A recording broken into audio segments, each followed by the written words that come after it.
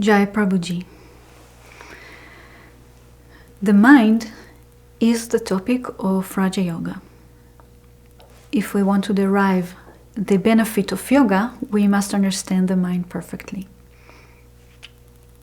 In previous meetings, we mapped the process of the concealment of consciousness, the manifestation of the reality of names and forms, and the structure of the mind stuff, which takes an essential role in the process. This mind stuff, the mental substance, is called chitta in Raja Yoga or Antakarana in Vedanta. I am Prema, Prabhuji's disciple since 1995.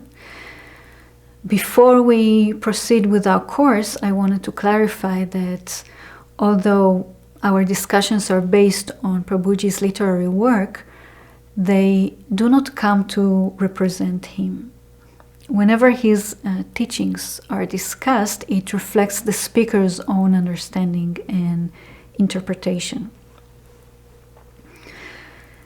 Prabhuji doesn't supply us with any dogma or theology to which we are encouraged to adhere.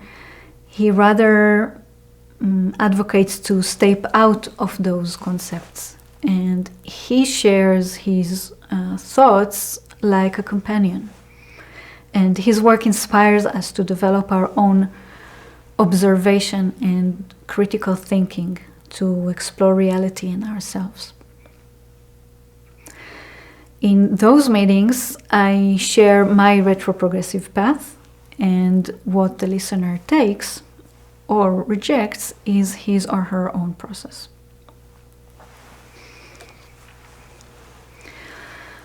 It was said before that the mind is material and is inert matter.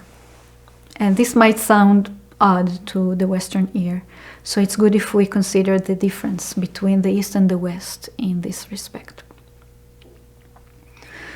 While Eastern science is studying the objective realm, Eastern thought works the same, but in the direction of the subjectivity. So instead of focusing on the empirical phenomenon, seeing an object and asking, what is this? What is it made of? How to use it? The East starts the exploration with the subject. I encounter an object, so who am I? Who is the experiencer? What is experience? What is the relation between the observer and the observed? So one is investigating the mountain from the valley, while the other is observing the valley from the top of the mountain. We look at the same thing, but from very different perspectives. From the Western point of view, the brain is the most sophisticated organ that controls the total functioning in the body and possesses cognitive faculties. Those depend on the functionality of the brain. Everything that is happening in our body, including feelings and moods, is under the command of the brain through neuron activity, hormone secretion, etc. The brain is at the apex, so thoughts and emotions are inferior to matter. The East, on the contrary, sees the body as an expression of the mental sheath. The brain is preceded by the mind. The mind is preceded by and a product of consciousness. The different functions of the mind do have their seat and operate through different centers in the brain, but the dense matter is placed at the bottom of the hierarchy as the grossest manifestation of a subtler origin. In that chain, the mind creates or projects the material world which we experience. Being of sattvic or clear nature, the mind has the capacity to reflect consciousness and it looks intelligent. The classical comparison is to iron put into fire. It acquires the qualities of the fire. It becomes hot and red and looks like fire, though it is iron. We should understand the mind as activity. When we observe the mind, we learn that it is restless in nature. It is constantly changing and fluctuating. There is an ongoing stream of thoughts. It moves from one object to another. It changes from one mood to another. When there is no stimulus that prompts reaction, the mind will automatically continue to generate thoughts, drawing more and more objects and ideas stored in the memory. The reason is that Chitta is embedded with the three gunas as its building blocks. We already learned before that creation takes place due to the interaction of the gunas. Their inherent propensity is to dominate. Each tries to overpower the two others at any given moment. And this is what brings forth what we refer to as the creation. This competition of sattva, rajas, and tamas, have those stayed balanced and peaceful, material manifestation is not possible. Now, mind is the first expression of prakriti due to the interaction of the gunas. So the activity of the mind is essentially this constant fluctuation. Therefore, mind is an activity and is constant modifications of the gunas. We can observe different kinds of mind according to which guna predominates. Some people are inclined to power. They are competitive and they need to dominate. Some people have hot temper. They are often involved in a fight. Some people want a lot of money. These are typical expressions of Rajasic mind. Tamasic mind is a lazy one, moved by inertia, depressed, can be inclined to alcohol and drug abuse because it is unable to cope with the challenges of life. It has to forget them instead. Sattvic mind is more peaceful and resolute. It has more clarity and less attachment to actions and objects. It seeks God or truth and aspires to transcend bodily identifications. The commentary on the Yoga Sutras by Vyasa begins in this way. Kshiptam, mudham, vikshiptam, ekagram, nirodham, iti chitta bhumaya. Agitated, confounded, restless, one-pointed and restricted are the states of the mind.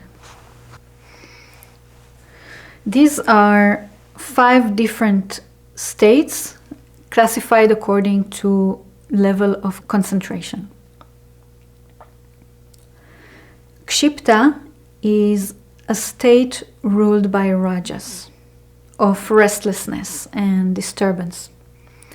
An unstable mental state in which the rays of the attention are very dispersed. In this state, the mind is occupied with and attached to worldly objects and tries to derive maximum pleasure from as many things as it can.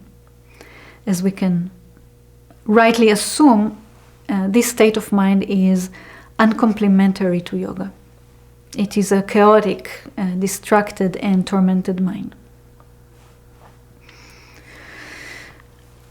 Mudha is a perplexed and lethargic state. There is no energy or desire to do anything.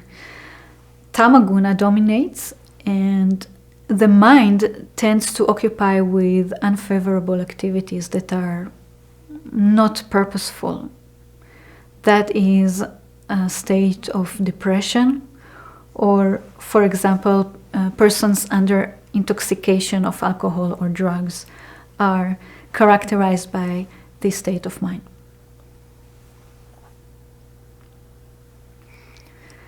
Vikshipta is a state in which the mind has some ability to focus upon an object, but not for a long time, before it will hook onto another thought. There is still constant wandering. I guess everyone can remember himself as a child trying to finish homework while there is so much other stuff that is more interesting. Very difficult. As grown-ups, we need to accomplish an important task, but we're being distracted by so many things that cross our mind. It is the nature of the chitta to roam aimlessly. So every time we notice that our attention went astray, we intentionally collect it back to the agenda. And this is a better state than Kshipta or Mudha. Sattva is more involved and there is more clarity. And we are able to identify the diversion and purposefully retrieve our mind to concentrate on what is needed. Our first steps in yoga can begin when we gain cognition of our mental states and are able to direct it even for short periods. Ekagra, one-pointed and attentive mind.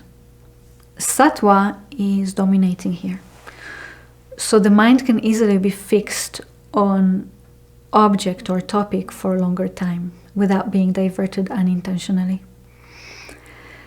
The mind is calm and collected due to increased awareness, and yogis strive for such a state of mind, to be able to keep only one thought in their mind for as long as they like, because it is fundamental for meditation. Without the ability to concentrate for a long time, meditation is virtually impossible. Nirodha is the fifth state. It's a pause of mental activity, a state of absorption. Although the impressions remain in the chitta, the mind is perfectly controlled and not drawn to objects. At this stage, the concentration is spontaneous. When we will talk later on about the disappearance of the mind in a state of enlightenment, Nirodha is the prerequisite for such state to occur.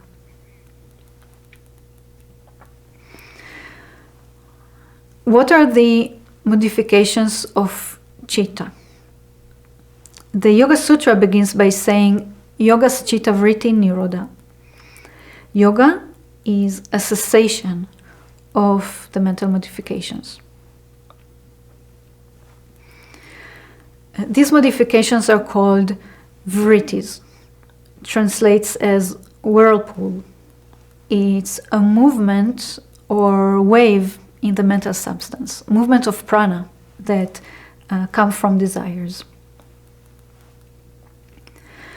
The vrittis, first of all, allow the perception of objects. Objects are covered in gross ignorance, stula avidya. That means objects are around us all the time, but we don't notice them all at once. Only a few come to our attention at each moment. I go to work every day, and on the way I pass by so many things. But even though all these things are revealed to the sight, it is not possible to capture all the data together at the same time.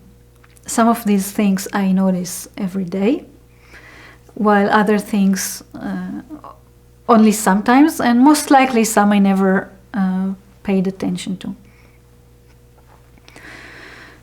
So what happens with arising vrittis, this veil of ignorance is removed. It requires attention for objects to become noticed and get meaning, sort of come into life. Perception becomes possible. Now, since vrittis come from desires stored in the chitta, it is not a coincidence that we are more likely to take notice of things that we want or need and disregard things that don't interest us. Now, what happens when a vritti arises? On my way to work, I pass by a coffee shop. I always notice that shop because I like the smell of the coffee. It's kind of invigorating. So one day I enter to buy a cup of coffee. And I like it. It's tasty. It gives me energy for the day. So I start to stop to buy coffee more often. And eventually I stop every morning to get my coffee. Now, the mind is repetitive. One action is potentially strong enough to engrave an impression in the chitta, either positive or negative. And those impressions create raga and dvesha, attraction and aversions. I am interested in pursuing certain things that gives me joy and try to avoid things that give pain. Once I had a very unpleasant experience. The neighbor's cat beats me, and since then I'm afraid of cats and don't want to be near any cat. Or the neighbor's cat is friendly with soft fur and comes for a cuddle. And this experience is likable and I want to repeat it. So I want to own a cat myself. This is how one experience powers a long-lasting chain of repetitive actions, reactions, and thoughts. So once this action repeats and turns into a pattern, a habit, we call it vasana. Vasanas are desires in their subtle form, inclinations or tendencies. Then, after repeating the same action so many times, maybe for a few years, it becomes part of me.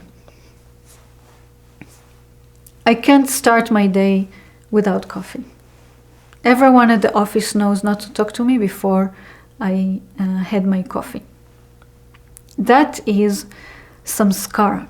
When a vritti or an experience repeats enough times, the impressions is grooved deep in the finest mind substance and becomes a character, our personality. So I am not only a cat lover, I am affiliated with animal rescue and volunteer in the shelter.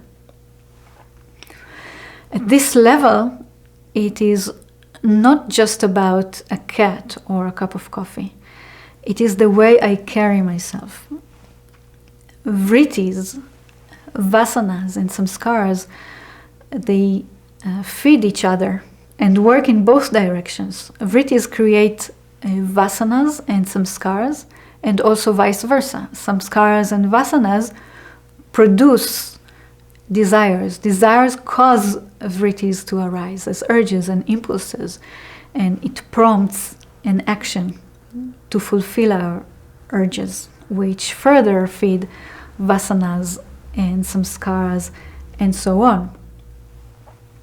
Desires will produce vrittis that will feed more desires, that will bring more vrittis in a no-exit roundabout. Now, this is not to be underestimated because vasanas and samskaras are being carried over in our mind substance in the process of rebirth. When we accept a new body, this stuff comes along with us. And this is why we can often see babies and young children come to the world with some character. Some are peaceful and happy, while others tend to get upset. Or we can observe clear inclinations to some particular field or an outstanding talent among young people. This is not random. It rather originated in past lives experiences. Now, given this knowledge, we're making a point concerning the importance of sadhana, spiritual practice. All religions and spiritual paths, although they can be very different from one another in the particulars, they're also very much alike in their essence and general outlines. They recommend very similar observances. Prayer, love thy God, do not hurt others, being mindful of the kind of people we associate with, because vasanas and samskaras are being created. This would be our internal terrain of desires and inclination that would nourish or delay spiritual awakening. Those religious or spiritual practices are in a way induced vrittis. We elect to engage in certain activities and abstain from others despite of inconvenience or other mental cross desires or cross contaminations. While engaging, we create vrittis that engrave new impressions that are more sattvic and therefore can be more helpful. The Bhagavad Gita tells us in chapter 2, verses 62 and 63, Dhiyayato vishayan pumsa sangasteshu pajayate sangat sanjayate kamat krodho vijayate. When a man thinks of the objects, attachment to them arises. From attachment, desire is born. From desire, anger arises. Krodhad bhavati samoha, samohat smriti vibrama. Smriti brahmshad buddhina sho, buddhina shat pranashyati. From anger comes delusion. From delusion, the loss of memory. From loss of memory, the destruction of discrimination. From the destruction of discrimination, he perishes. The desires starts with a thought. In that thought, I imagine myself happy with that object. If I am a fashion lover, I depict myself with that dress, turning heads and receiving compliments. If I am a handy person, I imagine myself fixing everything quickly and perfectly with that drill. Or maybe I want to be a celebrity, to be admired and envied by many people. We get to believe that the objective will satisfy our needs, will solve our problems, will fulfill the deficiency. And this belief creates attachment and emotional bond. I have to have this. I won't be happy unless I get it.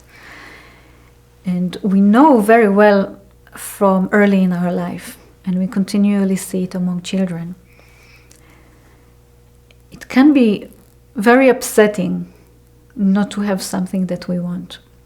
Even when we teach our young to delay satisfactions, deep down we have empathy. When we attribute our fulfillment to something external, this is suffering. Because when I don't have something that I want, I suffer. If the object of desire is obtained, we suffer fear of losing it. I work hard to maintain that position. And of course, we suffer if it's lost. And it takes our freedom.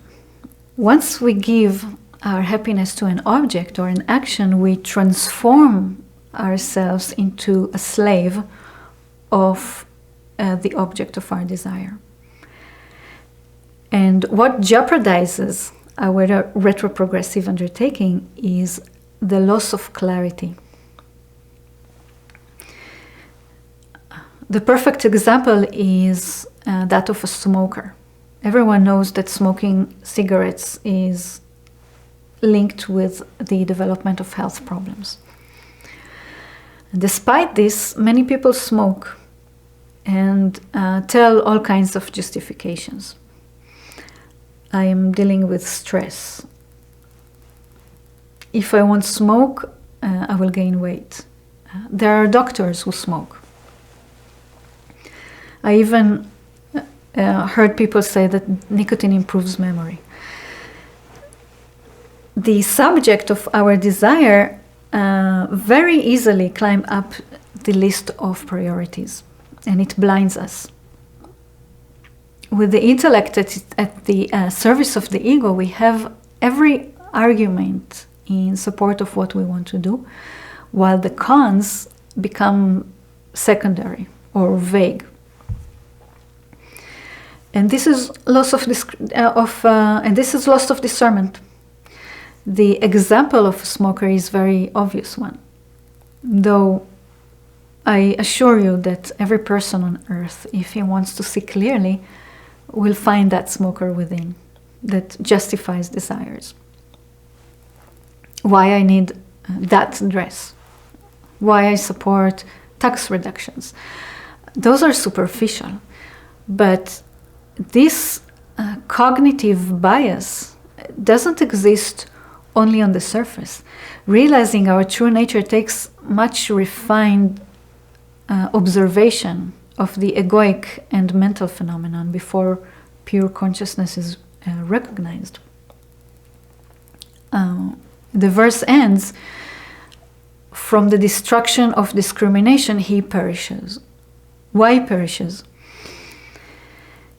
The direction of illusion is considered harmful and destructive, being the opposite direction of self-realization and enlightenment.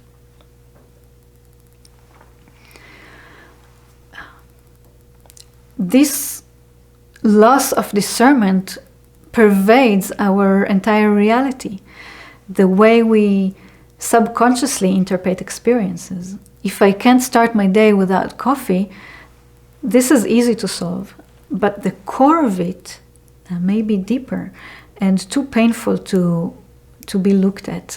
I don't perceive myself as capable of mastering my psychological or physical affairs. I depend on a substance in order to perform well. Maybe I'm not purely an animal rights enthusiast. What is hidden behind it is I find much more ease helping animals than dealing with people. And this is much clarity. And what is enlightenment?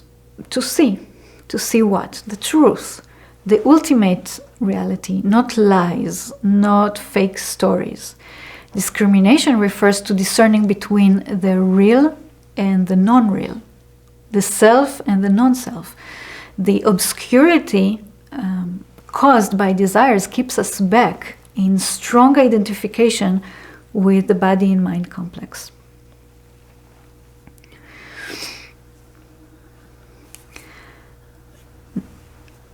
After all, what is that we look for? We will try now to illustrate the validity of this retroprogressive direction in more ways. We can rightfully assume that every entity is as happy as it can be in its natural environment. take a fish out of the water and give it all the luxury of the world, money, entertainment, smart technology, the fish won't be happy, to say the least. It will twitch and convulse in an attempt to get back to the water.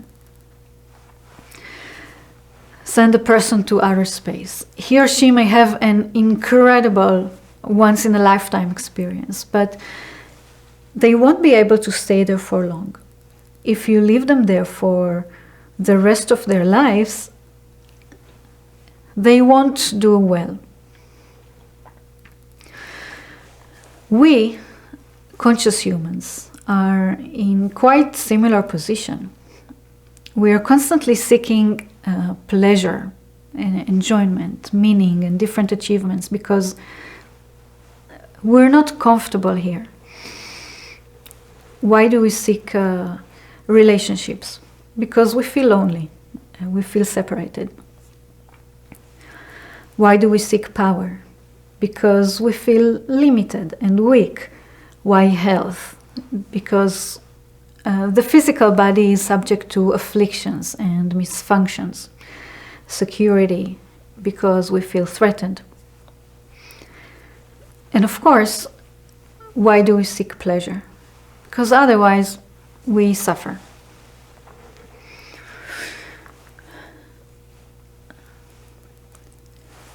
What makes us feel this way?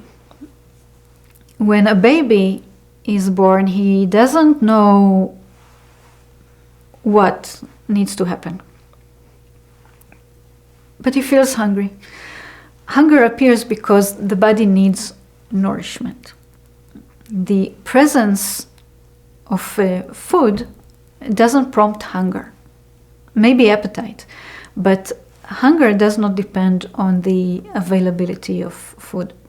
If we just ate a tray of pizza, hunger is now gone for a good few hours, even if there is still food on the table.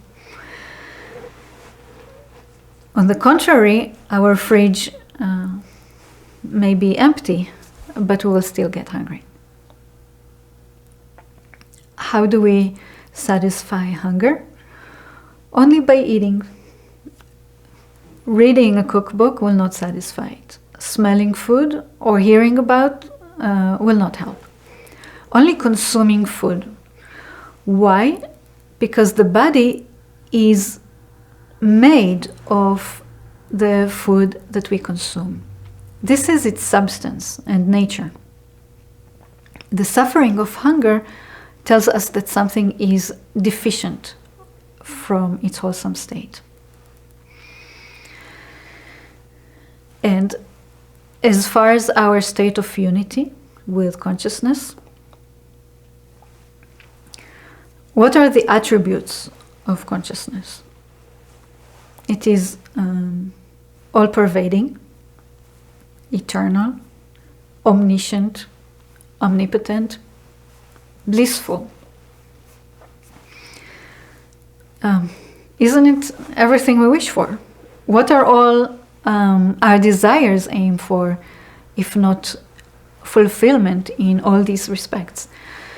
Our ongoing state of feeling incomplete and the constant endeavor to fill the shortage necessarily means that a complete state does exist. And we will not be satiated. We will keep on twitching and convulsing until it is met. In Samadhi Pada, Sutra 5, we read, Vritaya Panchatiyaya Krishta Aklishta. There are 5 classes of modifications, painful and not painful. It doesn't say painful and pleasurable vrittis. Klishta Aklishta. Painful and not painful. Why? How much of our life is actually pleasant? A few moments here and there. In fact, even if we live luxurious life, our capacity to enjoy is very limited. when we eat something tasty. And there is a nice sensation on the tongue. But we can't continue to enjoy the same for a long time. It takes only a few ounces of food to fill our stomach before the same activity is turning unpleasant and unhealthy.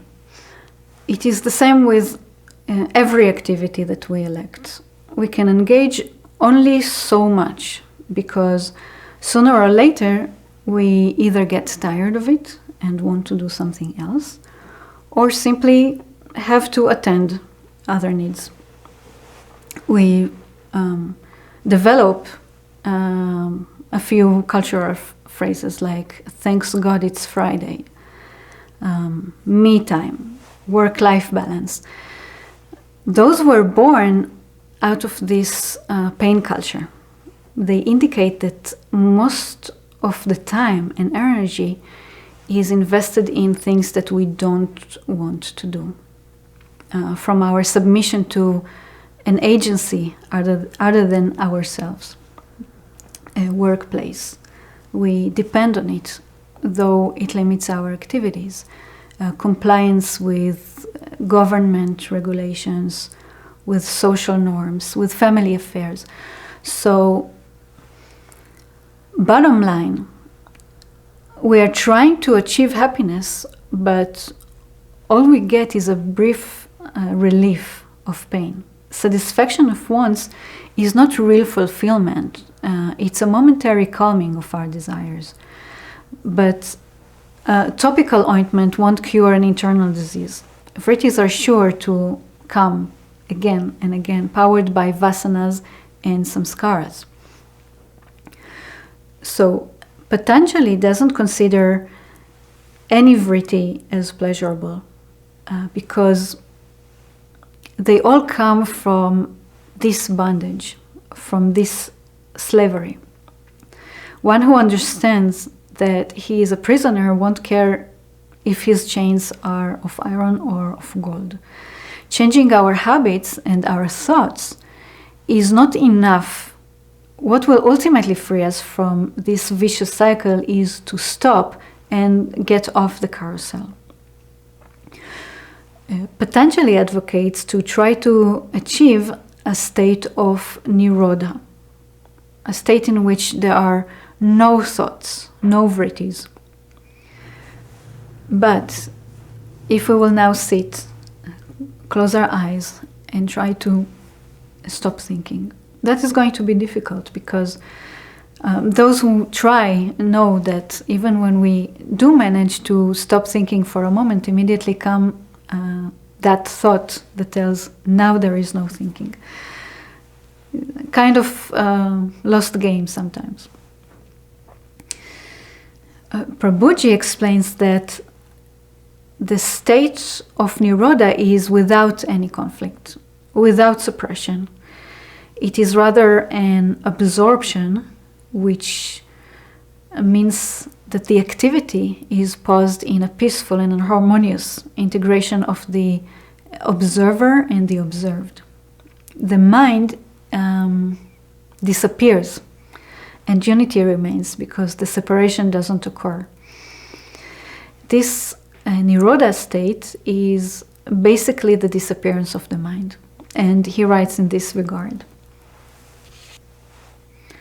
the mind and its activity are one and the same.